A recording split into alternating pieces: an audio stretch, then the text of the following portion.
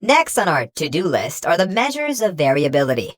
There are many ways to quantify variability, however, we will focus on the most common ones: variance, standard deviation, and coefficient of variation. In the field of statistics, we will typically use different formulas when working with population data and sample data. Let's think about this for a bit. When you have the whole population, each data point is known, so you are 100% sure of the measures you are calculating. When you take a sample of this population and you compute a sample statistic, it is interpreted as an approximation of the population parameter. Moreover, if you extract 10 different samples from the same population, you will get 10 different measures. Statisticians have solved the problem by adjusting the algebraic formulas for many statistics to reflect this issue. Therefore, we will explore both population and sample formulas, as they are both used. You must be asking yourself why there are unique formulas for the mean, median, and mode. Well, actually, the sample mean is the average of the sample data points, while the population mean is the average of the population data points. So technically, there are two different formulas, but they are computed in the same way. Okay, now, after this short clarification, it's time to get on to variance. Variance measures the dispersion of a set of data points around their mean value. Population variance, denoted by sigma squared, is equal to the sum of squared differences between the observed values and the population mean divided by the total number of observations. Sample variance, on the other hand, is denoted by S squared and is equal to the sum of square differences between observed sample values and the sample mean divided by the number of sample observations minus 1. Alright, when you are getting acquainted with statistics, it is hard to grasp everything right away. Therefore, let's stop for a second to examine the formula for the population and try to clarify its meaning. The main part of the formula is its numerator, so that's what we want to comprehend. The sum of differences between the observations and the mean, squared. So, the closer a number to the mean, the lower the result we will obtain, right? And the further away from the mean it lies, the larger this difference. Easy. But why do we elevate to the second degree? Squaring the differences has two main purposes. First, by squaring the numbers, we always get non-negative computations. Without going too deep into the mathematics of it, it is intuitive that dispersion cannot be negative. Dispersion is about distance, and distance cannot be negative.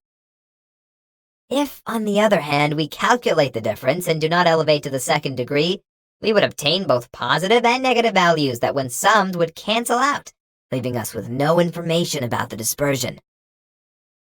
Second, squaring amplifies the effect of large differences. For example, if the mean is 0 and you have an observation of 100, the squared spread is 10,000. Alright, enough dry theory. It is time for a practical example. We have a population of 5 observations, 1, 2, 3, 4, and 5. Let's find its variance. We start by calculating the mean. 1 plus 2 plus 3 plus 4 plus 5 divided by 5 equals 3. Then we apply the formula we just saw. 1 minus 3 squared plus 2 minus 3 squared plus 3 minus 3 squared plus 4 minus 3 squared plus 5 minus 3 squared. All of these components have to be divided by 5. When we do the math, we get 2. So, the population variance of the dataset is 2. But what about the sample variance? This would only be suitable if we were told that these 5 observations were a sample drawn from a population. So, let's imagine that's the case. The sample mean is once again 3. The numerator is the same, but the denominator is going to be 4 instead of 5, giving us a sample variance of 2.5. To conclude the variance topic, we should interpret the result. Why is the sample variance bigger than the population variance? In the first case, we knew the population. That is, we had all the data and we calculated the variance. In the second case, we were told that 1, 2, 3, 4, and 5 was a sample, drawn from a bigger population. Imagine the population of this sample were these 9 numbers: 1, 1, 1, 2, 3, 4, 5, 5, 5, and 5.